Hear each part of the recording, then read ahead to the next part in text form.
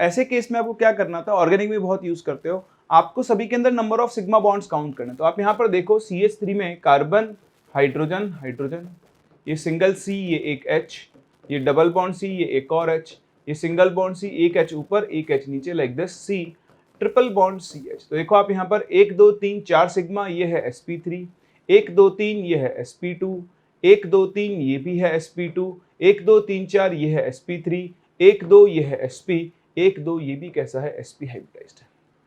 तो ये जो आपके पास number of sigma bonds count करने वाला फंडा है, ये ऑर्गेनिक में बहुत काम में आता है आपके। अगर आपके पास एक मॉलिक्यूल है, कंपाउंड है, उसके अंदर सेंट्रल एटम कितने सिग्मा बॉन्ड बना रहा है वो आप निकाल लो, उससे आप उसका हाइब्रिडाइजेशन कैलकुलेट कर सकते हैं।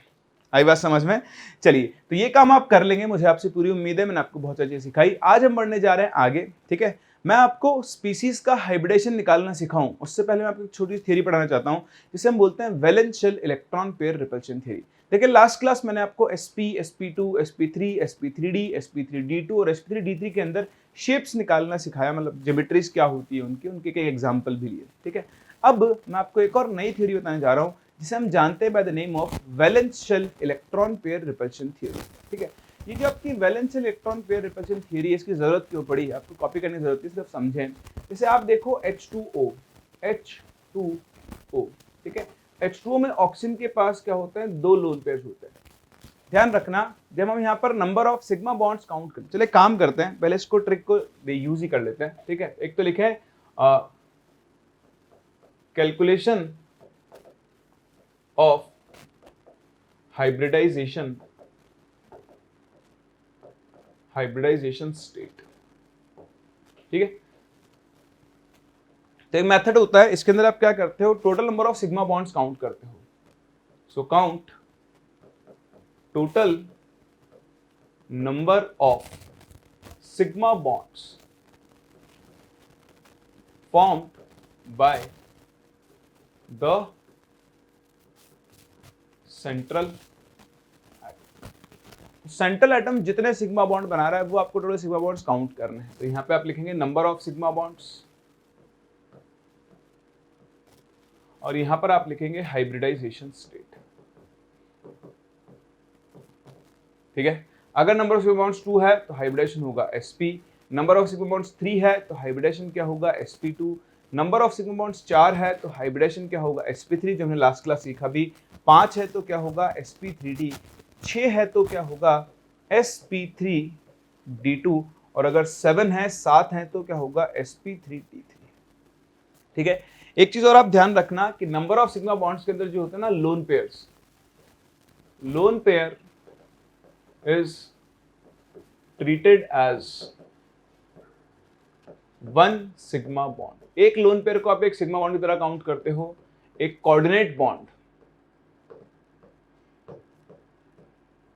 Is also treated as 1 sigma bond. और इससे आप क्या कर सकते हो, कंपाउंड्स का हाइब्रिडेशन निकाल सकते हो, ठीक है। जैसे आपको भी निकाल के भी दिखाया था कार्बन वाले केस में। वही देखो, अगर मैं आपसे H2O में ऑक्सीजन की बात करूं तो आप सभी समझते हैं ऑक्सीजन के वैलेंस शेल में 6 इलेक्ट्रॉन। देखो ये एक मेथड है, मैं आपको एक दूसरा मेथड सिखाऊंगा, उससे आप देखना बहुत आसान होता है। बहुत सारे ट्रिक्स होते हैं हाइब्रिडेशन निकालने के, मैं आपको सभी सिखाऊंगा। एक ट्रिक तो ये रहा, इसमें क्या है, ऑक्सीजन है, ऑक्सीजन के वैलेंस शेल में 6 इलेक्ट्रॉन होते हैं। देखो 2 शेयर किए होंगे, बाकी बच गए 4। तो आप ध्यान से देखो, यहाँ पर 2 तो बॉन्ड बना रहा है H के साथ, और 2 इसके पास लोन पेयर है, तो टोटल इसके पास 4 सिग्मा बॉन्ड्स आ गए। तो 4 सिग्मा बॉन्ड्स आ गए हैं, तो इसका हाइब्रिडेशन क्या होगा, sp3। इसको हम बहुत कम यूज करते हैं, अभी मैं आपको दूसरा मेथड सिखाऊंगा, वही सबसे ज्यादा काम में लोगे आप, और उसी से डायरेक्टली सॉल्व किया करो, ठीक है। सो 4 सिग्मा बॉन्ड्स है, हाइब्रिडेशन है sp3, तो इसकी ज्योमेट्री क्या आनी चाहिए, टेट्राहेड्रल आनी चाहिए। तो भाई हमने जितना अभी तक सीखा हाइब्रिडाइजेशन के हिसाब से इस मॉलिक्यूल की ज्योमेट्री टेट्राहेड्रल आनी चाहिए। लेकिन इसकी जो एक्चुअल ज्योमेट्री आती है, एक्चुअल ज्योमेट्री वो आती है बेंट और वी शेप्ड। तो ये इसकी एक्चुअल ज्योमेट्री होती है। अब भाई तो कॉन्ट्राडिक्ट कर रहा है, हाइब्रिडेशन तो बोलता है कि H2 की ज्योमेट्री क्या आनी चाहिए, टेट्राहेड्रल, लेकिन इसकी जो एक्चुअल ज्योमेट्री आ रही है वो कैसी आ रही है, बेंट और वी शेप आ रही है। तो ऐसा क्यों हो रहा है, ये शेप में चेंज क्यों आया, उसका रीजन है। देखो आपके पास अगर मीथेन देखा आपने, मीथेन CH4, इसका हाइब्रिडेशन भी sp3 है, और इसकी ज्योमेट्री कैसी आती है, टेट्राहेड्रल आती है। लेकिन वाटर की ज्योमेट्री sp3 हाइब्रिडेशन के बाद भी बेंट और वी आ रही है। आपको डिफरेंस दिख रहा है? हाँ, यहां पर कार्बन के पास कोई लोन पेयर नहीं है, लेकिन देखो यहां पर ऑक्सीजन के पास क्या है, 2 लोन पेयर हैं। तो जब आपके मॉलिक्यूल में सेंट्रल एटम के पास इलेक्ट्रॉन पेयर्स बच जाते हैं, लोन पेयर्स, 2 तरह के इलेक्ट्रॉन पेयर्स होते हैं, एक आते हैं आपके पास लोन पेयर, ये तो क्या होता है, अनयूज्ड इलेक्ट्रॉन्स, और दूसरा होता है आपका बॉन्ड पेयर, इसको हम लोग एलपी बोला करेंगे और इनको हम लोग बीपी बोला करेंगे। ये क्या होते हैं, electron pair of the bond formed. ठीक है, लोन पेयर और बॉन्ड पेयर, ये आपके पास 2 चीजें होती है। तो जब आपके मॉलिक्यूल के अंदर लोन पेयर प्रेजेंट होता है तो उसकी वजह से मॉलिक्यूल की ज्योमेट्री चेंज होती है। ठीक है, आप देखोगे ये भी इलेक्ट्रॉन पेयर है, ये भी इलेक्ट्रॉन पेयर है, तो इन इलेक्ट्रॉन पेयर्स के बीच में क्या होता है, रिपल्शन होता है। तो इस रिपल्शन को कंसिडर करने के बाद हमें इस मॉलिक्यूल की एक्चुअल ज्योमेट्री बतानी होती है, और वो हमें सिखाती है VSEPRT, वैलेंशियल electron pair repulsion theory. एक बार आप इसे कॉपी करो क्योंकि मुझे स्लाइड ऐड करनी है, फिर हम स्टार्ट करते हैं विद VSEPRT। चलिए, तो ये शुरू करते हैं अपनी एक बहुत ही इंपॉर्टेंट थ्योरी के साथ, जिसका नाम है वैलेंशियल इलेक्ट्रॉन पेयर रिपल्शन थ्योरी। देखो, इस थ्योरी के हिसाब से कभी भी कोई कंपाउंड बनता है तो उसका जो सेंट्रल एटम होता है, कौन होता है, सेंट्रल एटम, उस सेंट्रल एटम के वैलेंस शेल के अंदर अलग अलग टाइप ऑफ इलेक्ट्रॉन पेयर होते हैं। जैसे आपने भी देखा वाटर का केस, तो वाटर केस में अगर मैं ऑक्सीजन को देखूं तो ऑक्सीजन के पास अलग अलग इलेक्ट्रॉन पेयर्स हैं। ऑक्सीजन के पास 2 तो क्या हैं, बॉन्ड पेयर्स हैं, प्लस 2 ही आपके क्या हैं, लोन पेयर्स हैं। तो 2 बॉन्ड पेयर है और 2 लोन पेयर है। अब वैलेंशियल इलेक्ट्रॉन पेयर रिपल्शन थ्योरी ये कहती है कि इस ऑक्सीजन के जो बॉन्ड पेयर्स और लोन पेयर्स हैं, इनके बीच में क्या होगा, रिपल्शन होगा। देखो, बॉन्ड पेयर के बीच में भी रिपल्शन होगा, बॉन्ड पेयर लोन पेयर के बीच में भी रिपल्शन होगा, और लोन पेयर के बीच में भी रिपल्शन होता है। दोनों तरह के इलेक्ट्रॉन पेयर्स में क्या होता है, रिपल्शन होता है। अब आप खुद समझ सकते हैं, जो बॉन्ड पेयर है वो तो 2 एटम्स के बीच में बंधा हुआ है, आपकी लोन पेयर जो है वो क्या है, ऑलमोस्ट फ्री है। तो क्योंकि लोन पेयर ऑलमोस्ट फ्री होता है, सेंट्रल एटम के पास होता है, तो सबसे स्ट्रॉन्ग रिपल्शन किस किस के बीच में होगा, हाँ, लोन पेयर के बीच में होगा। फिर अगला रिपल्शन किसके बीच में होगा, लोन पेयर बॉन्ड पेयर के बीच में होगा, और सबसे कम रिपल्शन किसके अंदर होता है, 2 बॉन्ड पेयर्स के बीच में होता है। तो ये चीज आपके समझने की है और बहुत इंपॉर्टेंट है कि किसी भी कंपाउंड में, मॉलिक्यूल में जो सेंट्रल एटम होता है उसमें अलग अलग इलेक्ट्रॉन पेयर्स होते हैं। So according to this theory, the different electron pairs in the valence shell repel one another since their electron clouds are negatively charged. The order of repulsion ये है, lone pair repulsion सबसे strong होता है, फिर loan pair bond pair, और फिर bond pair. Reason आपको अच्छे से पता है, बताई दिया मैंने आपको। लोन पेयर क्योंकि यूज नहीं आता है बॉन्डिंग में, लोन पेयर सिर्फ एक एटम के न्यूक्लियस के फोर्स के अंडर काम करता है, जबकि बॉन्ड पेयर 2 एटम्स के न्यूक्लियस के बीच में काम करता है, इसलिए वो फिक्स्ड होता है। तो बॉन्ड पेयर फिक्स्ड है और लोन पेयर फिक्स्ड नहीं है, इसलिए 2 लोन पेयर के बीच में रिपल्शन सबसे ज्यादा होगा, फिर कौन आएगा, लोन पेयर बॉन्ड पेयर, और सबसे कम रिपल्शन किसके अंदर होता है, बॉन्ड पेयर में होता है। समझ रहे हैं आप मेरी बात को? चलिए, as the number of bond increases repulsion also increases. ये भी आपके समझने की चीज है कि अगर आपके पास 2 ट्रिपल बॉन्ड है तो उनके बीच में रिपल्शन क्या होगा, ज्यादा। 2 डबल बॉन्ड है तो उनमें थोड़ा कम, और 2 सिंगल बॉन्ड है उनमें रिपल्शन क्या होगा, सबसे कम होगा। तो आप चाहें तो आप लिख सकते हैं कि ट्रिपल बॉन्ड, क्योंकि जहां इलेक्ट्रॉन क्लाउड ज्यादा होगा ऑब्वियसली वहां पर रिपल्शन भी क्या होगा, ज्यादा। फिर आपके पास आएगा डबल बॉन्ड रिपल्शन, और सबसे कम रिपल्शन किसमें होगा, सिंगल बॉन्ड के बीच में होगा। ठीक है, चलिए नेक्स्ट पॉइंट पढ़ें। ये सब आपको याद नहीं रखने, देखें, पढ़ें, जाने दें, सब याद हो जाएगा, सब आप मुझ पे छोड़ दो। If the central atom contains bond pair only and all the bonds are same, इन्हें बोलते हैं इक्विवेलेंट हाइब्रिडाइज्ड ऑर्बिटल। तब वो भी सिखाऊंगा मैं आपको। तो जब आपके पास सेंट्रल एटम के पास सिर्फ बॉन्ड पेयर्स हैं और उसके पास कोई लोन पेयर नहीं है, और सारे बॉन्ड अगर सेम टाइप के हैं, तो ऐसे केस में हम बोलते हैं उसको इक्विवेलेंट हाइब्रिडाइज्ड ऑर्बिटल। आपका जो मॉलिक्यूल है उसके पास क्या है, इक्विवेलेंट हाइब्रिडाइज्ड ऑर्बिटल, भी दिखाऊंगा मैं आपको। और ठीक है, तो उसकी ज्योमेट्री वही होगी जो हाइब्रिडेशन से आती है। जैसे आपने देखा था CH4 की ज्योमेट्री sp3 से टेट्राल आ रही थी, PCl5 की ज्योमेट्री sp3d से ट्राइगोनल बाइपिरामिडल आ रही थी, लास्ट क्लास हम लोगों ने सीखा था। If the central atom contains lone pairs, the actual shape may differ from as predicted by hybridization. ठीक है, तो बस ये आपकी थियरी है। अगर आपका जो मॉलिक्यूल है उसका जो सेंट्रल एटम उसके पास लोन पेयर्स प्रेजेंट है, उसकी ज्योमेट्री वो नहीं आएगी या शेप वो नहीं आएगी जो हाइब्रिडाइजेशन ने प्रेडिक्ट की है, उससे क्या आएगी, डिफरेंट आएगी। चलिए तो हम वो शुरू करें, उससे पहले मैं आपको एक और चीज सिखा दूं, equivalent and non equivalent hybridised orbitals. Equivalent hybridised orbitals रटने की जरूरत नहीं है, सिर्फ समझने का टर्म है और बड़े आराम से आप इसे यूज कर सकते हो। जैसा आपने ऊपर लिख दिया है, क्या लिखा आपने कि when all bonds are same and no lone pair is present on central atom, then all hybridized orbitals are equivalent। उस केस में जो आपके सारे हाइब्रिडाइज्ड ऑर्बिटल्स होते हैं वो कैसे होते हैं, इक्विवेलेंट होते हैं। जैसे कोई भी एग्जांपल देख लो, आपने BCl2 देखा तो दो बॉन्ड है, दोनों के दोनों सेम है, कोई लोन पेयर नहीं है। आपने BCl3 देखा, आपने CH4 देखा, आपने PCl5 देखा, आपने SF6 देखा, आपने IF7 देखा। ऐसा कोई भी मॉलिक्यूल जिसमें सारे बॉन्ड एक ही टाइप के हो और उसके पास कोई लोन पेयर नहीं है, उन्हें उस मॉलिक्यूल के जो ऑर्बिटल्स होते हैं उन्हें हम लोग इक्विवेलेंट हाइब्रिडाइज्ड ऑर्बिटल्स बोलते हैं। फिर जब पास सेकंड कैटेगरी आती है, वो दिख रहा है आपको साफ साफ, non equivalent hybridised orbitals. Non equivalent hybridised orbitals तो बहुत सिंपल सी बात है कि व्हेन डिफरेंट टाइप ऑफ, एक सेकेंड इसमें छोटी सी गलती कर दी है मैंने, PCl5 और IF7 में हाइब्रिडाइज्ड ऑर्बिटल्स इक्विवेलेंट नहीं होते हैं। उसका रीजन है, मैं आपको ये बताऊंगा। आपने देखा होगा PCl बॉन्ड की लेंथ ज्यादा लंबी थी, ठीक है।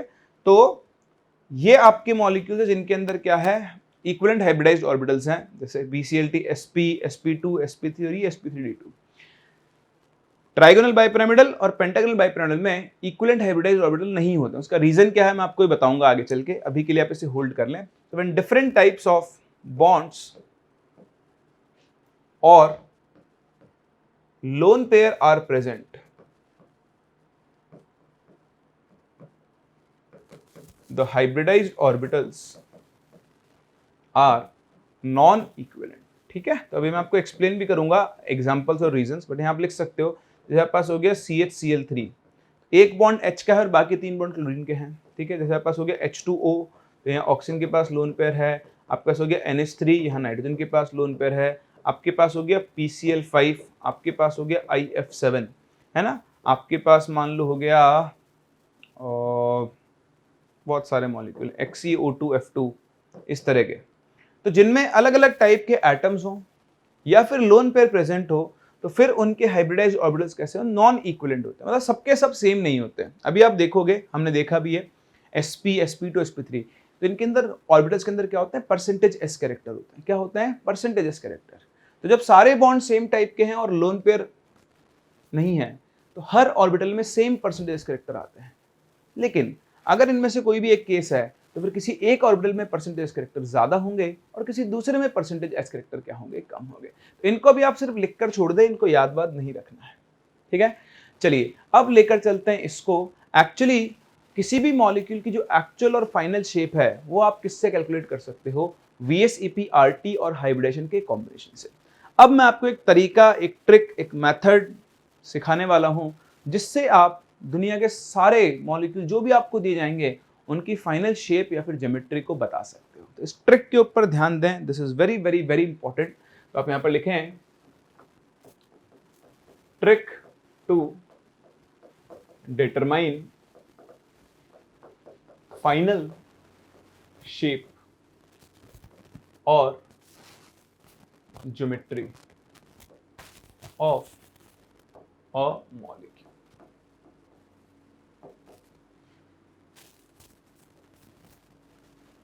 तो किसी एक मॉलिक्यूल की फाइनल शेप या जो ज्योमेट्री है उसको आप इस ट्रिक से क्या कर सकते हो, डिटरमाइन कर सकते हो या फिर कैलकुलेट कर सकते हो, ठीक है। तो बहुत ही ध्यान से देखें, बहुत इंपॉर्टेंट है ये ट्रिक आपके लिए। सबसे पहला काम तो आप क्या करोगे, determine the number of lone pairs and bond pairs present with the central atom. तो सेंट्रल एटम में कितने लोन पेयर्स और कितने बॉन्ड पेयर्स है ये आपको पता करना है। इसके लिए आप दो मेथड्स यूज कर सकते हो, ठीक है। मैं दोनों मेथड सिखाता हूँ। एक मतलब मेथड तो क्या सिंपल है, एक तो मैं आपको कैलकुलेशन सिखाऊंगा, एक मैं आपको नॉर्मल तरीके सिखाऊंगा। और नॉर्मल तरीका बड़ा आसान होगा क्योंकि जितना मैंने आपको सिखाया है उसको आप आराम से यूज कर पाओगे, ठीक है। तो उसके लिए हम क्या करते हैं, ये अपना मेथड है उसके लिए।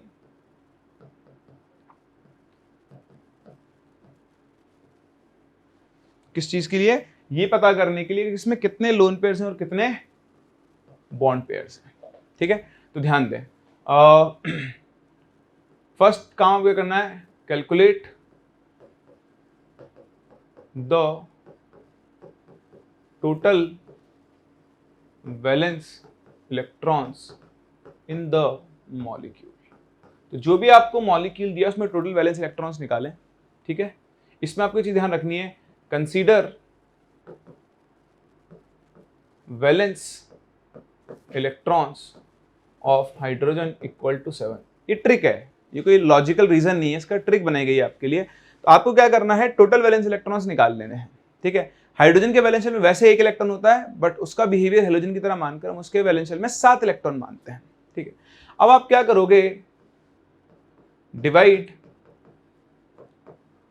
Total valence electrons bye 8। तो आपने जो भी वैलेंस इलेक्ट्रॉन्स काउंट किए उनको आप डिवाइड करोगे 8 से। तो ध्यान दें, कुछ इस तरह से आपके पास कहानी बनेगी, ये टोटल वैलेंस इलेक्ट्रॉन्स है, इनको आप 8 से डिवाइड करोगे। अब जब आप इनको 8 से डिवाइड करोगे तो आपके पास एक तो क्वेश्चन आएगा और एक आपके पास क्या बचेगा, रिमाइंडर बचेगा। तो बहुत ध्यान से देखें, ये जो क्वेश्चन है ये तो आपको बता देगा नंबर ऑफ बॉन्ड पेयर्स, कितने बॉन्ड पेयर्स हैं। और ये जो आपका रिमाइंडर है, अगर आप इसे 2 से डिवाइड कर दो तो आपको मिल जाएंगे नंबर ऑफ लोन पेयर्स।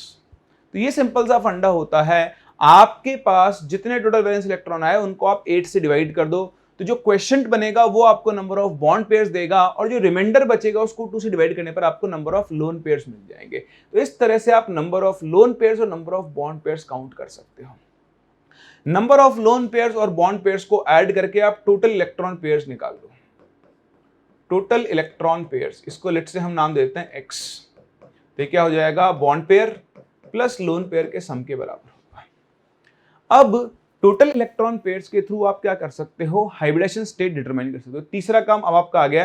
तीसरा काम क्या है, नंबर वैल्यू ऑफ, देख लो आप तो वैल्यू ऑफ x, वहां से आप निकाल सकते हो हाइब्रिडाइजेशन, ठीक है। तो देखो वैल्यू ऑफ x अगर 2 आई तो हाइब्रिडेशन क्या होगा, sp। टोटल इलेक्ट्रॉन पेयर्स अगर 3 आए तो हाइब्रिडेशन क्या होगा, sp2। टोटल इलेक्ट्रॉन पेयर्स अगर 4 आए तो हाइब्रिडेशन क्या होगा, sp3। Similarly total electron pairs अगर 5 आए तो हाइब्रिडेशन क्या होगा, sp3d। 6 आए तो हाइब्रिडेशन क्या होगा, sp3d2। और 7 आया तो हाइब्रिडेशन क्या होगा, sp3d3। समझ पा रहे हैं। तो इस तरह से आप मॉलिक्यूल के अंदर present total electron pairs calculate कर सकते हो। यहां से वैल्यू ऑफ x निकालो, हाइब्रिडेशन निकालते जाओ। अब हाइब्रिडेशन से ज्योमेट्री क्या आती है आपको पता है, ये होता है तो लीनियर, ये होता है तो ट्राइगोनल प्लेनर, ये होगा तो टेट्राहेड्रल, ये होगा तो ट्राइगोनल बाइपिरामिडल, ये होगा तो ऑक्टाहेड्रल, ये होगा तो पेंटागोनल बाइपिरामिडल। अब मेन काम बचा हुआ है, ये आपने bond pairs plus lone pairs निकाले हैं। अब आप करोगे फाइनल काम। तो जो फाइनल काम है वो ये है कि जो थर्ड पॉइंट है, now draw the shape as predicted by hybridization, as predicted by hybridization and आप क्या करोगे, place lone pairs and multiple bonds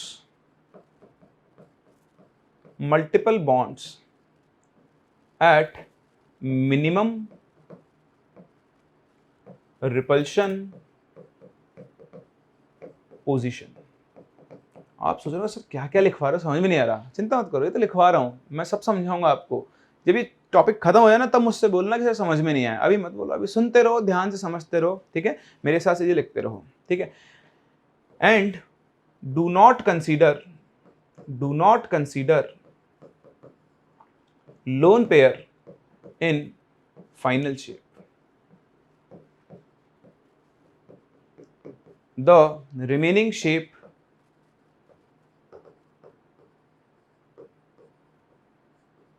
is the actual shape। तो देखो ये आपको मेन काम करना है, मैं आपको करके दिखाता हूं। यही काम आपने देखा था H2O।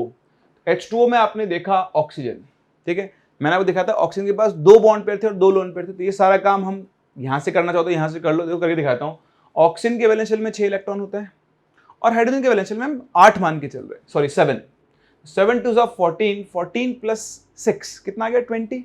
अब आप 20 को डिवाइड करो 8 से, तो देखो 8 2 16, कितना बचा 4। 4/2 कितना होगा 2। तो देखो इसके पास 2 बॉन्ड पेयर है और 2 लोन पेयर है। तो हमने बात की थी H2O में 2 बॉन्ड पेयर है, 2 लोन पेयर है। अब इसका हाइब्रिडेशन देखो, टोटल इलेक्ट्रॉन पेयर 4 हो गए, तो हाइब्रिडेशन sp3 आना चाहिए। अभी थोड़ी देर पहले बात की थी। अब अगर इसका हाइब्रिडेशन sp3 है तो इसकी ज्योमेट्री होनी चाहिए थी टेट्राहेड्रल। तो टेट्राहेड्रल में आपके पास क्या होंगे, इलेक्ट्रॉन पेयर्स होंगे। एक इधर होगा, ठीक है, एक इलेक्ट्रॉन पेयर इधर होगा, एक हाइड्रोजन इधर होगा और एक हाइड्रोजन। देखो ये sp3 हाइब्रिडेशन होता है। अब यहां पर क्या होगा, यहां पर आप ध्यान से देखें तो मुझे ये काम करना है। टेट्राहेड्रल की सारी पोजीशन सेम होती है, ठीक है, सारी पोजीशन। रीजन देखो, सारे बॉन्ड एंगल 109 डिग्री 28 मिनट, और अभी हम डिटेल एनालिसिस करने वाले हैं वहां, और आप देख लोगे। तो अभी आप मुझ पर भरोसा रख लो, टेट्राहेड्रल की सारी पोजीशन सेम होती है। तो आप लोन पेयर को 2 जगह रख दिया। अब आप इस लोन पेयर को शेप में काउंट मत करो। तो देखो आपको सिर्फ OHH दिख रहा है, और देखो ये एक V टाइप की स्ट्रक्चर बना रहा है। इसीलिए इसकी स्ट्रक्चर जो होती है उसे हम बेंट या फिर V टाइप स्ट्रक्चर या फिर V शेप स्ट्रक्चर बोलते हैं। तो ये तो सिर्फ एक इलस्ट्रेशन है, एक ट्रेलर है कैसे निकालते हैं। अभी अब मैं आपको हर एक हाइब्रिडेशन का केस एनालाइज करके दिखाऊंगा। उनको आप सीखोगे, उनसे बहुत सारी चीज समझोगे, और फिर हम प्रैक्टिस करेंगे। मतलब मैं आपसे कह रहा हूं ना, अभी आप इसमें परफेक्ट थोड़े ना, अब तो आपने सीखा है। जैसे ही आप इस मेथड में परफेक्ट हो जाओगे, आप धड़ाधड़ क्वेश्चन सॉल्व कर सकते हो। ऐसा एक क्वेश्चन नहीं होगा जिससे आप सॉल्व नहीं कर पाओगे। सही है ना। ये कॉपी कर लिया आपने ट्रिक। चलिए, ट्रिक आपने कॉपी कर ली है, तो अब मैं स्टार्ट करता हूं विद आवर वेरी फर्स्ट, ठीक है, AB type molecule.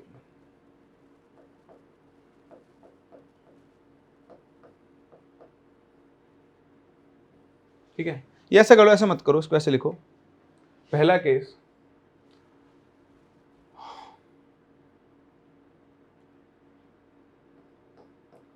To hybridised orbitals. आपके पास टोटल 2 हाइब्रिडाइज्ड ऑर्बिटल्स होंगे। देखो, तो जब 2 हाइब्रिडाइज्ड ऑर्बिटल्स होते हैं तो हाइब्रिडेशन कैसा होता है, sp, ठीक है। अब देखो, जब आपके पास टोटल हाइब्रिडाइज्ड ऑर्बिटल्स 2 होंगे तो उसमें sp है। उसमें एक केस तो बन सकता है, इसमें भी एक केस क्या बन सकता है, केस नंबर, इसमें फर्स्ट केस क्या बनेगा कि दोनों के दोनों क्या हो, बॉन्ड पेयर, और 0 क्या हो, लोन पेयर। या फिर दूसरा केस बन सकता है कि आपके पास एक बॉन्ड पेयर हो प्लस एक लोन पेयर हो। ऐसा केस पॉसिबल नहीं होता है, नॉट पॉसिबल। मॉलिक्यूल जो है वो आपका अनस्टेबल हो जाता है, ठीक है। ऐसा केस A, B और एक उसके पास इधर लोन पेयर हो, ऐसा कोई मॉलिक्यूल नहीं बनता sp हाइब्रिडेशन में इसमें एक बॉन्ड पेयर और एक क्या हो, लोन पेयर हो। तो इसमें एक ही केस बनता है, 2 बॉन्ड पेयर और 0 लोन पेयर। अब आप अपनी ट्रिक देखो जो आपने पीछे सीखी, 2 बॉन्ड पेयर 0 लोन पेयर, कोई लोन पेयर नहीं है। तो अगर कोई लोन पेयर नहीं है तो देखें हाइब्रिडेशन तो sp है। इसका एग्जाम्पल देखते हैं। एग्जाम्पल जैसे आपके पास हो गया BCl2, ठीक है, ये इसका सबसे बढ़िया एग्जाम्पल है। तो आपने इसकी स्ट्रक्चर बनाई भी थी। तो यहाँ पर बेरिलियम के पास वैलेंस शेल में 2 इलेक्ट्रॉन थे, दोनों इसने क्लोरीन के साथ शेयर कर लिए। अब सेंट्रोएटम के पास कोई लोन पेयर नहीं है, तो इसकी ज्योमेट्री वही आएगी जो हाइब्रिडेशन से आती है।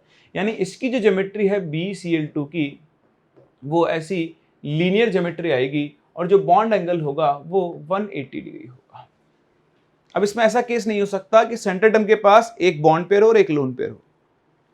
सराउंडिंग एटम के पास तो कितने भी लोन पेयर हो सकते हैं, सेंटर एटम के पास नहीं होंगे, तो इसे आप ध्यान दें। ठीक है, चलिए तो फिर बढ़ते हैं आगे और देखते हैं अगला केस जहां पर आपके पास टोटल 3 हाइब्रिडाइज्ड ऑर्बिटल्स होंगे। तो जब पास 3 हाइब्रिडाइज्ड ऑर्बिटल्स होंगे तो जो ज्योमेट्री है वो आ जाती है sp2। क्या बन जाती है, sp2। अब फिर से देखो इसमें अलग अलग केस बन सकते हैं। इसमें पहला केस बनेगा इसके पास क्या हो, तीनों की तीनों बॉन्ड पेयर हो और एक भी लोन पेयर ना हो। ठीक है, तो sp2 में देखो जो ज्योमेट्री आती है वो जनरली कौन सी ज्योमेट्री होती है, ट्राइगोनल प्लेनर। ये आपने देख लिया है। तो ट्राइगोनल प्लेनर दिखने में कैसा होता है, कुछ इस तरह से, कैसे भी ले लो, ऐसे बना लेता हूं चलो। तो ये आपकी ट्राइगोनल प्लेनर ज्योमेट्री है ना। तो जो ट्राइगोनल प्लेनर ज्योमेट्री है, बताओ इसमें बॉन्ड एंगल ये वाला कितना होता है, 120 डिग्री। ये भी कितना है, 120 डिग्री। और ये भी कितना है, 120 डिग्री।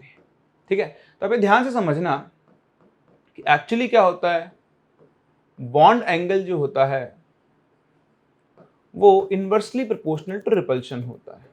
एक छोटा सा टूल पॉइंट है, वो सिंपल सी बात है। मान लो आपके पास 2 इलेक्ट्रॉन पेयर है, एक इलेक्ट्रॉन पेयर इस एंगल पर प्रेजेंट है और एक इलेक्ट्रॉन पेयर इस एंगल पर प्रेजेंट है। आप खुद ही देख लो, बताओ रिपल्शन कहाँ ज्यादा होगा, है ना भाई। जहाँ एंगल छोटा है वहां लोन पेयर्स के बीच में रिपल्शन क्या, मतलब डिस्टेंस क्या होगी, कम। डिस्टेंस कम होगी तो रिपल्शन ऑब्वियसली क्या होने वाला है, ज्यादा। जहां बॉन्ड एंगल ज्यादा है वहां लोन पेयर्स के बीच में डिस्टेंस भी क्या होगी, ज्यादा। और अगर डिस्टेंस ज्यादा होगी तो रिपल्शन भी क्या होगा, कम होता जाएगा। तो ये मेन आपके पास फंडा है कि जो बॉन्ड एंगल होता है वो इनवर्सली प्रोपोर्शनल टू क्या है, रिपल्शन है।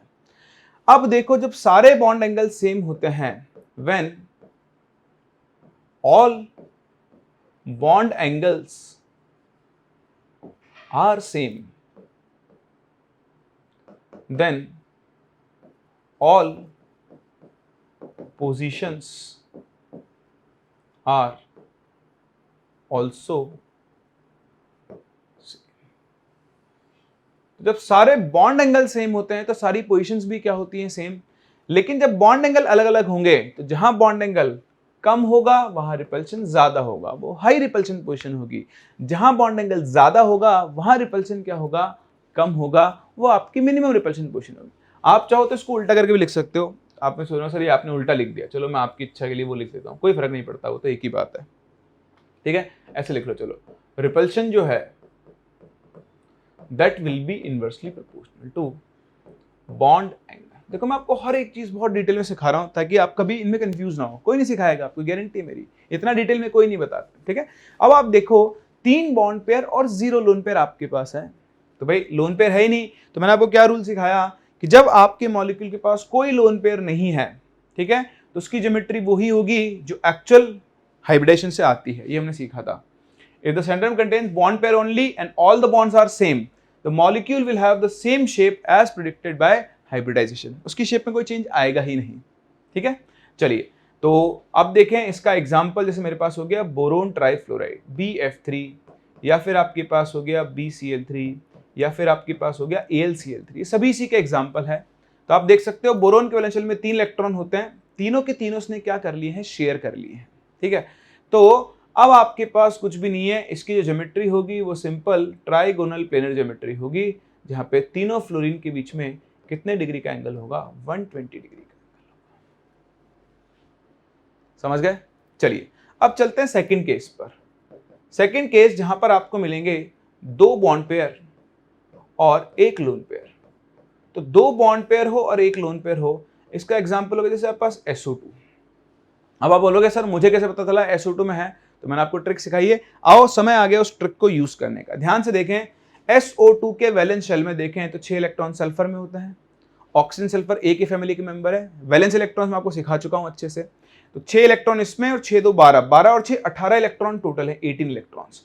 अब ये जो आपके 18 इलेक्ट्रॉन्स हैं वैलेंस शेल में, आप इनको डिवाइड करो 8 से। तो देखो 8 2 16, 16 18 में 16 2 2/2 कितना हो गया, 1। तो यहां सबको दिख रहा है आपके पास 2 बॉन्ड पेयर प्लस एक लोन पेयर है।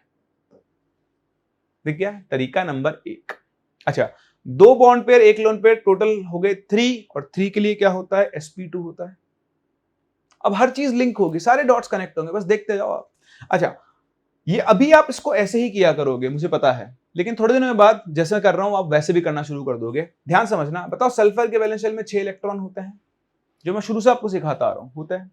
न्यूट्रल ऑक्सीजन है, इससे डबल बॉन्ड बनाएगा। अब आपको ऑक्टेट वॉक्टेट रूल फॉलो नहीं करना है, सिंपल। न्यूट्रल ऑक्सीजन है, डबल बॉन्ड बनाएगा, तो देखो 6 में से 1 2 3 4 काम में आ गए, एक इसके पास लोन पेयर बचेगा। देखो हम सिर्फ सिग्मा बॉन्ड को काउंट करेंगे बॉन्ड पेयर में, ध्यान रखना। तो सिग्मा बॉन्ड ये रहा, एक बॉन्ड, एक और एक, 2 तो बन गए बॉन्ड, ऐसा देख लो 2 बॉन्ड बन रहे हैं यहाँ पे। अब इसको 4 मत काउंट करना, डबल बॉन्ड को भी एक ही बॉन्ड काउंट करोगे। 2 हो गए बॉन्ड पेयर और 1 हो गया लोन पेयर। इसमें क्या आपको टाइम कम लगेगा इसमें, और ये प्रैक्टिस से आप सीखते जाओगे, अभी देखना बहुत करेंगे। तो अब भाई कहानी आ गई कि 2 बॉन्ड पेयर एक लोन पेयर है, इसके हिसाब से इसका हाइब्रिडाइजेशन क्या होना चाहिए, sp2 होना चाहिए, वही तो हम पढ़ रहे हैं। तो इसकी जो ज्योमेट्री है वो कैसी होनी चाहिए कि भाई आपके पास ट्राइगोनल प्लेनर ज्योमेट्री आनी चाहिए, ठीक है। अब मैंने आपको सिखाया, अगर लोन पेयर है उसे आप रखोगे मिनिमम रिपल्शन पोजीशन पे, और हमारी अभी भी बात हुई है कि ट्राइगोनल प्लेनर के अंदर ऑल पोजीशंस आर सेम, क्योंकि सारे बॉन्ड्स क्या हैं, सेम एंगल के हैं, ऑल पोजीशंस आर सेम। तो आपकी इच्छा हो जहां लोन पेयर को रख दो। तो देखो मैं क्या कर रहा हूं, अब जो लोन पेयर है उसे मैं यहां रख लेता हूं ऐसे, इधर आ गया आपके पास डबल बॉन्ड ऑक्सीजन, इधर भी आ गया डबल बॉन्ड ऑक्सीजन। अब आप लोन पेयर को शेप में काउंट मत करो, तो देखो बाकी की शेप एक बेंट है ना, ये एंगल थोड़ा सा कम हो जाएगा 120 से, बताता हूं रीजन क्या है। तो ये जो शेप है, जो फाइनल शेप बची, उसे हम लोग बोलते हैं बेंट और एंगुलर शेप। क्या बोलते हैं, बेंट और एंगुलर शेप। अभी मैं आपको एक एक एग्जांपल बता रहा हूं, क्योंकि फिर आप भी तो प्रैक्टिस करोगे एक साथ मिलाकर सबको, है ना। अच्छा, एक और चीज पे ध्यान दें, अगर आप फोकस करेंगे तो ये लोन पेयर है भाई है, और ये बॉन्ड पेयर है, और उसमें डबल बॉन्ड है, ये बॉन्ड पेयर है। इन जनरल तो इसका बॉन्ड एंगल 120 डिग्री होना चाहिए था, लेकिन देखो ये लोन पेयर इस बॉन्ड पेयर पर रिपल्शन लगाएगा, ये लोन पेयर भी इस बॉन्ड पेयर पर रिपल्शन लगाएगा, ठीक है। मतलब ये ऐसा है, 2 फिंगर्स और ये ऊपर लोन पेयर है, तो इस वाले फिंगर पे रिपल्शन लगाएगा इस पे, तो ये फिंगर्स कहेंगे ऐसे पास में आएंगे। तो ये लोन पेयर जो इस बॉन्ड पेयर को धक्का मारेगा तो ये अंदर की तरफ आएगा, ये लोन पेयर इस बॉन्ड पे को धक्का मारेगा तो ये भी अंदर की तरफ आएगा। तो इस तरह से ये वाला जो एंगल होगा वो लेस देन क्या होगा, 120 डिग्री होगा। फिर दूसरा इंपैक्ट है इस चीज का कि loan pair bond pair repulsion की वजह से यहां पर बॉन्ड एंगल क्या होगा, डिक्रीज होगा। सो देखो सीखते हैं, OSO बॉन्ड एंगल, OSO बीच में सेंटर टर्म को लिखा जाता है, so the OSO bond angle decreases due to lone pair bond pair repulsion. अब ये कितना होता है ये हमें ध्यान नहीं रखना, लेकिन हाँ हमें ये दिखना चाहिए कि हाँ भाई साहब यहां पर बॉन्ड एंगल 120 डिग्री नहीं होगा, क्योंकि लोन पेयर इस बॉन्ड पेयर दोनों को रिपेल करेगा, बॉन्ड पेयर अंदर की तरफ आएंगे, ऐसा है ना, तो बॉन्ड पेयर अंदर की तरफ आएंगे, उसकी वजह से बॉन्ड एंगल क्या होगा, डिक्रीज होगा। तो ये होता है आपका loan pair bond pair repulsion. समझ पा रहे हैं, कुछ याद नहीं रखना, देखते जाओ, समझते जाओ, भूलते जाओ और कॉपी कर दो। चलिए तब बढ़ते देखें आगे। अब इसमें तीसरा केस पॉसिबल नहीं है कि एक बॉन्ड पेयर और 2 लोन पेयर हो, क्योंकि जब एक बॉन्ड पेयर और 2 लोन पेयर होंगे इस केस में तो रिपल्शन बहुत ज्यादा होता है, तो मॉलिक्यूल जो है वो क्या होगा आपका, अनस्टेबल हो जाता है। इसलिए इसमें एक बॉन्ड पेयर और 2 लोन पेयर वाला केस पॉसिबल नहीं है, ठीक है, क्योंकि वो ना मॉलिक्यूल के साइज पे बहुत सारे फैक्टर्स पे डिपेंड करता है। इसलिए एक बॉन्ड पेयर 2 लोन पेयर का आपको कोई केस नहीं मिलेगा। वैसे भी आपको केस वेस याद नहीं रखने हैं, ठीक है, बस आप सीखते चलो, हम पढ़ केस वाइज रहे हैं, क्योंकि मैं आपको हर एक चीज अच्छे से डिटेल में सिखा सकूं। इनमें बहुत बारीक बारीक चीजें होती हैं जो मुझे आपको बतानी होंगी, उनके बिना फिर आप आगे मूव नहीं कर पाओगे, आपको दिक्कत आएगी, इसलिए ठीक है। चलिए अब चलते हैं तीसरे केस पर, जब आपके पास टोटल 3 हाइब्रिडाइज्ड ऑर्बिटल्स हैं। तो 3, ऐसा लिख लो इसको रादर आप, टोटल हाइब्रिडाइज्ड ऑर्बिटल्स जब कितने हो, 3 नहीं सॉरी 4 हो, 3 वाला केस तो हमने कर लिया ना।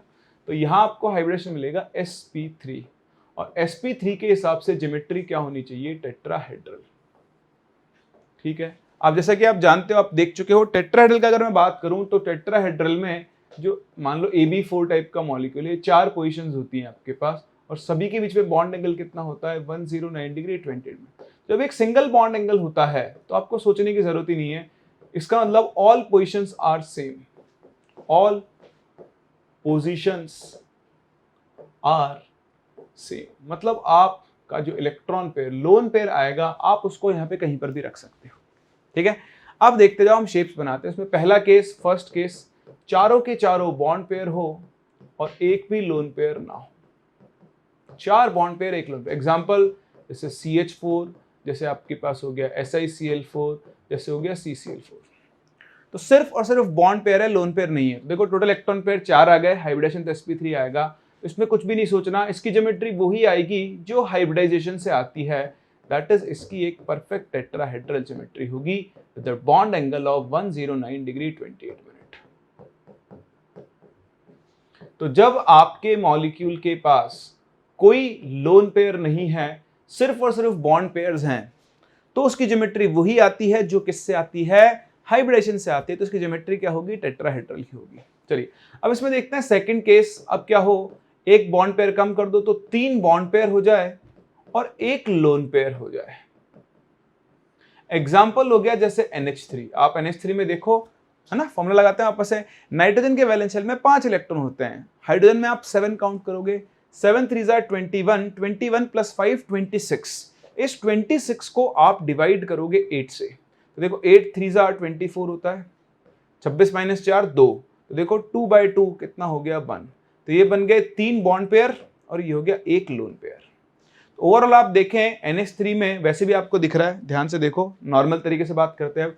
नाइट्रोजन के वैलेंस शेल में 5 इलेक्ट्रॉन होते हैं, 5 में से 3 शेयर कर लिए, कितने बचे 2, तो देखो एक इसके पास लोन पेयर बच गया। तो 3 बॉन्ड पेयर एक लोन पेयर, इसका हाइब्रिडेशन क्या होगा, sp3 होगा। अब sp3 हाइब्रिडेशन में ज्योमेट्री क्या आनी चाहिए, टेट्राहेड्रल। तो नाइट्रोजन को रखो सेंटर में और ये आपकी टेट्राहेड्रल पोजीशंस होंगी। जैसा मैंने आपको बताया सारी पोजीशन सेम है, आप लोन पेयर को कहीं पर भी रख सकते हो, यहां रख दो, यहां रख दो, यहां रख दो, यहां रख दो। मैं सबसे ऊपर रख रहा हूं यहां पर, तो ये लोन पेयर को मैंने यहां बिठा दिया, ये मेरा लोन पेयर है। ठीक है, और बाकी जगह पर आपके क्या आ जाएंगे, हाइड्रोजन एटम्स आ जाएंगे लाइक दिस। अब देखो, ठीक है, अगर आप लोन पेयर को यहां रखते यहां की जगह तो भी एक ही बात थी, तो मॉलिक्यूल को ऐसे घुमा के लिख देता, घूम गया और कोई फर्क नहीं है, सारी पोजीशन सेम है, सारी पोजीशन सेम। अब लोन पेयर को रख दिया, अब इस लोन पेयर को आपको शेप में काउंट नहीं करना है, तो जो बाकी की शेप बची, बाकी शेप क्या है, देखो ये तीनों हाइड्रोजन को आपस में कनेक्ट करो तो आपको एक ट्राइंगल बनता हुआ दिखाई दे रहा है, और इस ट्राइंगल के ऊपर नाइट्रोजन ऐसे एक पिरामिड की तरह दिख रहा है ना आपको। तो देखो लोन पेयर को शेप में काउंट नहीं करेंगे तो मुझे एक पिरामिड बनता हुआ दिखाई दे रहा है, मिस्र का नहीं हो चाहे लेकिन पिरामिड तो है ना। तो ये जो है आपके पास ज्योमेट्री जो बनेगी, इसे आप पिरामिडल, या फिर इसका और अच्छा नाम आपको देना है, आप इसे ट्राइगोनल पिरामिडल बोलोगे। क्या बोलोगे, ट्राइगोनल पिरामिडल ज्योमेट्री। इसको ट्राइगोनल पिरामिडल क्यों बोला, क्योंकि बेस ट्राइगोनल है और ऊपर आपके पास पिरामिड बन रहा है। ठीक है, तो कुछ नहीं करना होता, मैंने आपसे क्या कहा, लोन पेयर बॉन्ड पेयर निकालो। अगर लोन पेयर नहीं है तो ज्योमेट्री वही होगी जो हाइब्रिडेशन से आती है। अगर लोन पेयर है तो लोन पेयर को रख दो मिनिमम रिपल्शन पोजीशन पे, तो यहां पर तो सारी पोजीशन सेम है, तो कहीं पर भी आप रख सकते हो। अच्छा दूसरी चीज देखो, क्या ये लोन पेयर बॉन्ड पेयर के ऊपर रिपल्शन लगाएगा, तो यहां पर loan pair bond pair repulsion होगा। तो इस loan pair bond pair repulsion की वजह से नाइट्रोजन का NH, ये HNH बॉन्ड एंगल जो है वो डिक्रीज होता है और ये बॉन्ड एंगल 107.5 डिग्री के आसपास आता है। कितना आता है, 107.5 डिग्री के आसपास NH3 का बॉन्ड एंगल आता है। इस तरह देखिए इसमें बनेगा आपका थर्ड केस। एक और केस पॉसिबल है इसमें क्या हो, 2 बॉन्ड पेयर हो जाएं और 2 लोन पेयर हो जाए। देखो जैसे H2O, ये सारी चीज मैं आपको ना 15 मिनट में बता सकता हूं वैसे, लेकिन मैं हर एक चीज डिटेल में क्यों बता रहा हूं, ताकि जो भी मैंने सिखाया मैं उसको आपको आपके सामने यूज करके दिखाऊं और फिर आप खुद भी इसे अपने आप से अच्छे से यूज कर पाए। तो देखो यहां पर आप गिनोगे ऑक्सीजन 6, ये 14 प्लस 6 कितना हो गया 20 डिवाइडेड बाई 8 करो तो देखो 8 2 16, कितना बचा 4/2 is 2। तो देखो 2 लोन पेयर 2 बॉन्ड पेयर। ऐसे गिन लो, ऑक्सीजन के वैलेंस शेल में 6 इलेक्ट्रॉन होते हैं, हाइड्रोजन के साथ 2 शेयर करेगा, बाकी बचे 4 का मतलब आपके पास 2 लोन पेयर होंगे। तो इसकी ज्योमेट्री टेट्राहेड्रल होनी चाहिए थी, तो बनाओ टेट्राहेड्रल ज्योमेट्री, तो ये आपकी टेट्राहेड्रल ज्योमेट्री है। ठीक है, अब लेकिन यहाँ पर 2 पोजीशन पर लोन पेयर आएंगे, तो मैंने आपसे क्या कहा, यहाँ तो सारी पोजीशन सेम है, तो आपकी जहां इच्छा हो वहां पर 2 लोन पेयर रख दो। एक लोन पेयर यहां रख देता हूं और एक लोन पेयर यहां रख देता हूं। अब आप इस ज्योमेट्री का तो यहां से देखो, ये इसको थोड़ा सा क्या कर दो, रोटेट कर दो। तो जैसे अभी थोड़ा सा रोटेट करके लिखोगे ये ऐसा बन जाएगा ओ एच एच, एक लोन पेयर इधर और एक लोन पेयर इधर, दिख रहा है। अब आप लोन पेयर को शेप में काउंट मत करो तो आपको एक वी बनता हुआ दिखाई दे रहा है। इसकी जो फाइनल ज्योमेट्री है उसे हम बोलते हैं बेंट और वी शेप। ये क्या बन गया, बेंट और वी शेप। बस आगे ज्योमेट्री। अच्छा आप बताओ बॉन्ड एंगल, अब ये बॉन्ड एंगल कम होगा या ज्यादा? हाँ है ना, और कम हो जाएगा। क्यों? क्योंकि भाई देखो इन दोनों लोन पेयर्स के अंदर सबसे स्ट्रॉन्ग रिपल्शन होगा। हमने देखा था लोन पेयर रिपल्शन सबसे ज्यादा स्ट्रॉन्ग होता है, फिर लोन पेयर बॉन्ड पेयर होता है, सबसे लास्ट में होता है बॉन्ड पेयर। तो ये दोनों लोन पेयर्स में स्ट्रॉन्ग रिपल्शन होगा, ये दोनों ऐसे फैलेंगे, ये फैलेंगे तो इन पर भी रिपल्शन लगाएंगे, इन पर रिपल्शन लगाएंगे तो ये बॉन्ड अंदर की तरफ आएगा। तो यहां जो बॉन्ड एंगल होता है वो 104.5 डिग्री होता है। तो अब बहुत साफ साफ देख पा रहे हो कि जैसे जैसे नंबर ऑफ लोन पेयर बढ़ते जा रहे हैं बॉन्ड एंगल क्या होता जा रहा है, डिक्रीज होता जा रहा है। मैंने आपसे कहा भी था bond angle is inversely proportional to repulsion. Repulsion जितना ज्यादा होगा बॉन्ड एंगल उतना ही कम होता जाएगा। अब देखें क्या इसमें फोर्थ केस पॉसिबल है जहां पर एक बॉन्ड पेयर हो प्लस 3 लोन पेयर हो? तो हाँ बोल सकते हो आप, जैसे HCl, क्लोरीन के वैलेंस शेल में 7 इलेक्ट्रॉन होते हैं, 7 इलेक्ट्रॉन एक शेयर कर लिया तो बाकी के क्या बच गए। तो अब इसकी कोई ज्योमेट्री नहीं है, बस एक लीनियर मॉलिक्यूल है। तो डायटोमिक मॉलिक्यूल्स की कोई शेप या ज्योमेट्री नहीं होती है, इसलिए उनको लिखने की जरूरत भी नहीं होती है। ठीक है, डायटोमिक मॉलिक्यूल है, सिंपल। डायटोमिक मॉलिक्यूल की कोई ज्योमेट्री नहीं होगी, कोई शेप नहीं होगी। शेप बनती है जब 3 या 4 और उससे ज्यादा एटम्स हो तभी, इसलिए इन केसेस को कंसीडर नहीं करते हैं। समझ गए आप मेरी बात को? चलिए, तो ये था केस जहां पास टोटल 4 हाइब्रिडाइज्ड ऑर्बिटल्स होंगे। अब चलते हैं बड़े इंटरेस्टिंग केस के ऊपर, जो कि अपना 5th केस है। दैट इज आपके पास टोटल हाइब्रिडाइज्ड ऑर्बिटल्स जो है, total hybridised orbitals equal to 5। 4th case आ गया है। ठीक है, तो यहां पे आपका जो हाइब्रिडाइजेशन बनता है वो बनता है sp3d। याद है? याद है लास्ट क्लास सिखाया था मैंने आपको। तो sp3d की जो ज्योमेट्री है वो कौन सी होती है, ट्राइगोनल बाइपिरामिडल। तो पहले जो मैंने आपको नोट्स देखने की जरूरत नहीं है, खुद से थोड़ा दिमाग पे जोर डालना, वैसे तो आपको याद होगा, मुझे पता है। ठीक है, तो इस तरह से आपका सेंट्रल एटम होगा A, और एक तो ये ट्राइगोनल प्लेन बनता है लाइक दिस, और ये आपके पास बाकी के 2 बॉन्ड्स बनते हैं। तो ये आपकी ट्राइगोनल बाइपिरामिडल ज्योमेट्री है। कौन सी है? ट्राइगोनल बाइपिरामिडल ज्योमेट्री है। ये वाले जो बॉन्ड्स हैं मैं आपको बता चुका हूं, इन्हें हम लोग इक्विटोरियल बॉन्ड्स बोलते हैं। क्या बोलते हैं? इक्विटोरियल बॉन्ड्स, या फिर आप इक्विटोरियल पोजीशंस भी बोल सकते हो, और बॉन्ड्स। ये जो ऊपर वाले हैं तो कलर चेंज कर लेते हैं ताकि डिफरेंशिएट भी कर पाए हम आराम से। ये आपके क्या हैं? एक्सियल बॉन्ड्स हैं, एक्सियल बॉन्ड्स और पोजीशंस। ठीक है, अब आप देख सकते हो कि जो आपके इक्विटोरियल पोजीशन है, देखो इनके बीच में जो बॉन्ड एंगल है वो 120 डिग्री का है, और एक्सियल और इक्विटोरियल के बीच में बॉन्ड एंगल जो है वो 90 डिग्री का है। अब आप बोलोगे सर इन दोनों में तो 180 का है। हाँ, इन दोनों में 180 का है। इन बॉन्ड्स और इनके बीच में बॉन्ड एंगल कितना होता है? 90 डिग्री का होता है। कितने डिग्री का होता है? 90 डिग्री का। अब मैंने बताया था कि बॉन्ड एंगल क्या होता है, इनवर्सली प्रोपोर्शनल टू रिपल्शन होता है। तो यहां पे आप ध्यान रखना, जो इक्विटोरियल पोजीशंस होती हैं वो आपकी मिनिमम रिपल्शन पोजीशन है। क्या है? मिनिमम रिपल्शन पोजीशन है। That is lone pairs and multiple bonds will be placed here। तो मल्टीपल बॉन्ड्स जो हो गए उनको आप कहां रखोगे? इस पोजीशन पे रखोगे। लोन पेयर को भी आप इसी पोजीशन के ऊपर रखोगे। ठीक है, दूसरा मैंने आपको समझा ही दिया था कि यहां पर कौन कौन से ऑर्बिटल काम में आते हैं। S plus px plus py, वो मिलकर तो बनाते हैं ट्राइगोनल प्लेन sp2, प्लस एक आपके पास pz और एक होता है dz²। याद है? मैंने बताया था कि ये जो ट्राइगोनल प्लेन बन रहा है, अगर हम इसको xy प्लेन मान लें तो ये s plus px plus py से बनेगा, और जो दोनों एक्सियल बॉन्ड्स हैं वो किससे बनेंगे, वो बनेंगे pz और dz स्क्वायर से। ये आप देख ही चुके हो कि एक्सियल बॉन्ड जो होता है वो इक्वेटोरियल बॉन्ड से क्या होता है, लेंथ में लंबा होता है। उसमें आगे चलकर और वेरिएशन आएंगे तब हम देखेंगे, बट अभी के लिए आप अच्छे से जानते हो कि एक्सियल बॉन्ड जो है वो लेंथ में क्या होता है, इक्वेटोरियल बॉन्ड से लंबा होता है। तो ये बेसिक प्री रिक्विजिट रिक्वायरमेंट है जो आपको ट्राइगोनल बाइपिरामिडल के बारे में पता होने चाहिए, और मैं आपको लास्ट क्लास सिखा चुका हूँ। ठीक है, चलिए अब इसे बनाते हैं पहला केस जैसा हम सब में बना रहे हैं कि भाई पांचों के पांचों बॉन्ड पेयर हो और एक भी लोन पेयर ना हो। Example PCl5। देखो मैं हर बार आपको फॉर्मूला कैलकुलेट यूज करके दिखा रहा हूँ।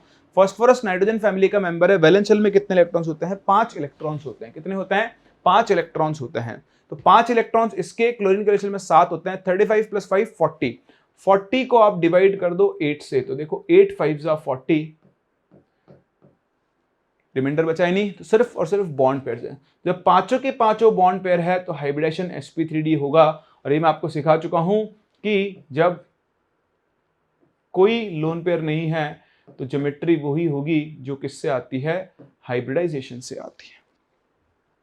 तो ये आपके दो एक्सियल PCl बॉन्ड होंगे और ये आपके इक्वेटोरियल बॉन्ड्स होंगे।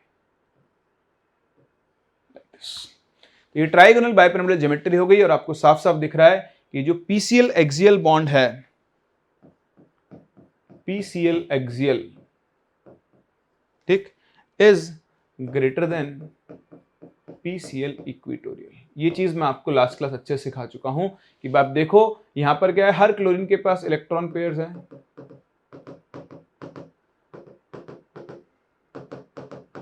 तो ये क्लोरीन इसको रिपल्शन लगाएगा, ये इसको लगाएगा, ये थोड़ा ऊपर शिफ्ट होगा, थोड़ा नीचे शिफ्ट होगा, और एक्सियल बॉन्ड्स इक्वेटोरियल बॉन्ड्स थोड़े से क्या हो जाते हैं, ज्यादा लंबे हो जाते हैं। दूसरा आप बोलोगे सर देखो लोन पे रिपल्शन भी तो हो रहा है। तो देखो लोन पे रिपल्शन से बॉन्ड बढ़ गया, एंगल चेंज नहीं होगा कि तीनों तरफ से सेम रिपल्शन है।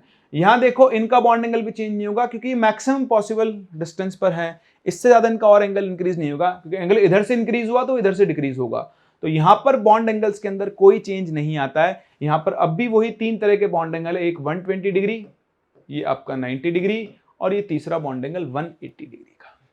ठीक है, यहाँ पर 3 तरह के बॉन्ड एंगल्स होते हैं, इन पे आप जरूर ध्यान दें, हम पहले भी देख चुके हैं। चलिए अब चलते हैं सेकंड केस के ऊपर। सेकंड केस, जब आपके पास 4 बॉन्ड पेयर हो जाए और एक लोन पेयर हो जाए। ठीक है, तो इसका एग्जांपल हो जैसे SF4 निकालो। SF4 में देखो 6 वैलेंस शेल में इलेक्ट्रॉन, सल्फर के, फ्लोरीन के में 7 होते हैं, 7 4 28, 28 + 6 34। तो 34 को 8 से डिवाइड करो तो देखो 8 4 32, रिमाइंडर बचा 2, 2/2 कितना हो गया 1। तो देखो 4 बॉन्ड पेयर प्लस एक लोन पेयर, इसका हाइब्रिडेशन क्या आ चुका है, sp3d। अब इसकी ज्योमेट्री आनी चाहिए थी ट्राइगोनल बाइपिरामिडल, तो बनाओ। ट्राइगोनल बाइपिरामिडल में सल्फर यहां सेंटर पे होगा, इस तरह से आपके पास क्या होगा,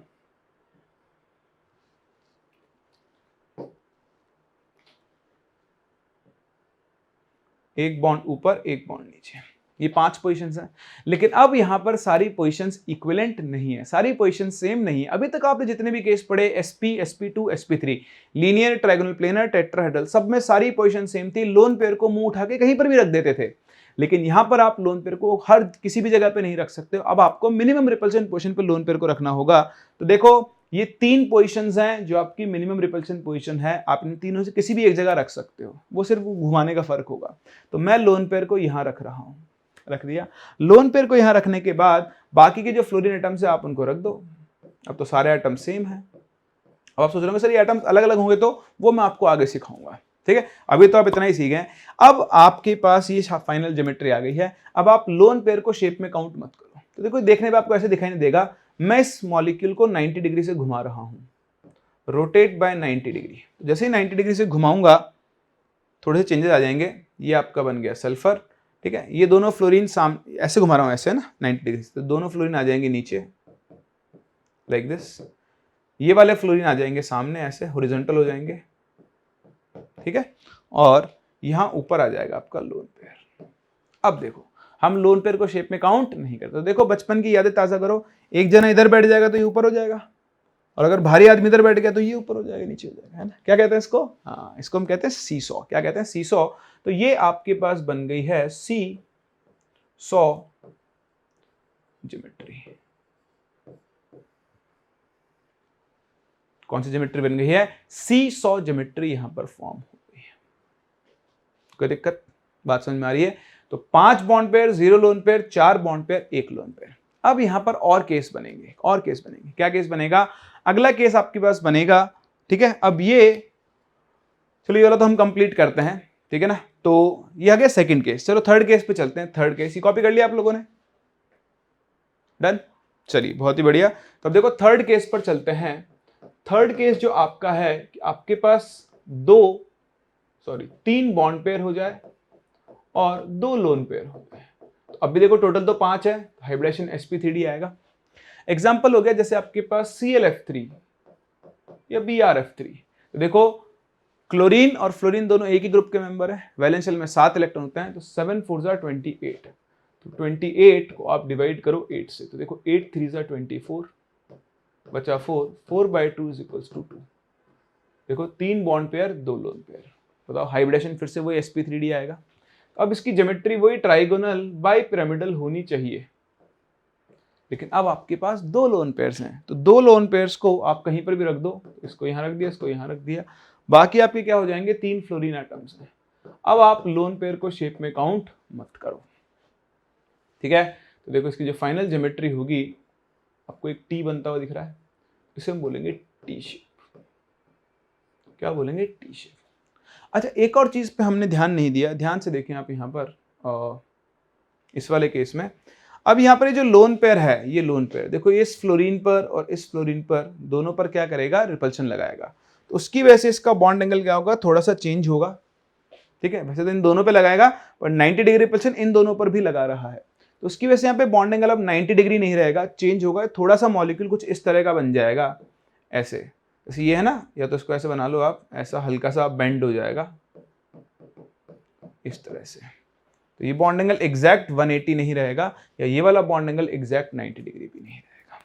सेम चीज यहां पर है, ये दोनों इलेक्ट्रॉन पेयर देखो इसके ऊपर रिपल्शन लगाएंगे, तो इसका बॉन्ड एंगल थोड़ा सा चेंज होगा, ये मॉलिक्यूल थोड़ा सा ऐसे बेंट फॉर्म में आ सकता है, बट वो होता टी शेप ही है, इसलिए इसको टी शेप। तो शेप आपको यहीं से बतानी है। बॉन्ड एंगल्स यहाँ पर चेंज होंगे, क्योंकि क्या होगा? लोन पेयर रिपल्शन होगा, उस रिपल्शन की वजह से यहाँ पर बॉन्ड एंगल्स क्या होंगे? चेंज होंगे। समझ पा रहे हैं? चलिए आगे चलते हैं, देखें अपने फोर्थ केस के ऊपर। फोर्थ केस, अब आपके पास मान लो 2 बॉन्ड पेयर बन जाए और 3 लोन पेयर बन जाए। 2 बॉन्ड पेयर, 3 लोन पेयर, क्या ऐसा केस भी पॉसिबल है? तो बिल्कुल ऐसा केस पॉसिबल है। इसका एग्जांपल होता है I3-। देखो आयोडीन के वैलेंस शेल में 7 इलेक्ट्रॉन होते हैं, तो 7 3 21, और माइनस चार्ज की वजह से 1 इलेक्ट्रॉन एक्स्ट्रा आ जाएगा, तो कितना हो गया? 22। तो 22 को आप डिवाइड करें 8 से, देखिए 8 2 16, 6 बचा, 6/2 = 3। तो 2 बॉन्ड पेयर, 3 लोन पेयर। या फिर आप ध्यान समझो, आप ऐसे भी समझ सकते हो, एक आयोडीन को सेंट्रल एटम मान लो, तो आयोडीन के वैलेंस शेल में 7 इलेक्ट्रॉन होते हैं, माइनस चार्ज की वजह से 1 एक्स्ट्रा आ गया, तो 8 इलेक्ट्रॉन हो गए। बाकी के 2 आयोडीन से 1 इलेक्ट्रॉन शेयर कर लेगा, तो इसके पास 7 होते हैं, 1 शेयर कर लिया, 7 होते हैं, 1 शेयर कर लिया, 6 बचे इन दोनों के पास। इसके पास 8 थे, 2 शेयर किए, 1 2 3 4 5 6, 3 बॉन्ड पेयर, 2 लोन पेयर। फॉर्मूले से करना है फॉर्मूले से कर लो, नॉर्मल तरीके से करना है नॉर्मल से कर लो, जैसा आपको समझ में आता है वैसे करो। मेन चीज आपको number of loan pair bond pair पता होने चाहिए। अब देखो इसका हाइब्रिडेशन फिर से वही sp3d आ गया। इसकी ज्योमेट्री भी कैसी होनी चाहिए थी? Trigonal bipyramidal. अब आपके पास क्या है? 3 लोन पेयर है, तो मैंने आपको क्या सिखाया? लोन पेयर जाएंगे मिनिमम रिपल्शन पोजीशन पे, तो तीनों के तीनों लोन पेयर यहां पहुंच जाएंगे। अब बाकी के जो 2 आयोडीन है, एक चला जाएगा ऊपर, एक चला जाएगा। लोन पेयर को शेप में काउंट मत करो। तो देखो ये इस मॉलिक्यूल की फाइनल ज्योमेट्री है, जिसे हम लोग लीनियर ज्योमेट्री बोल सकते हैं।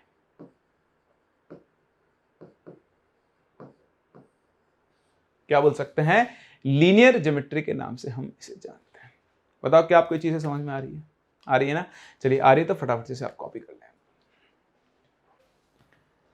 चलिए तो आज हम वैसे sp3d2 sp3d3 दोनों भी कर सकते थे, लेकिन बहुत लंबा लेक्चर हो जाएगा, तो आज के लिए इतना ही बहुत है। मैं आपको थोड़ा सा काम दे रहा हूं। आपको अगला केस यानी sp3d2 में 6 बॉन्ड पेयर, 0 लोन पेयर, है ना, 5 बॉन्ड पेयर, 1 लोन पेयर और 4 बॉन्ड पेयर प्लस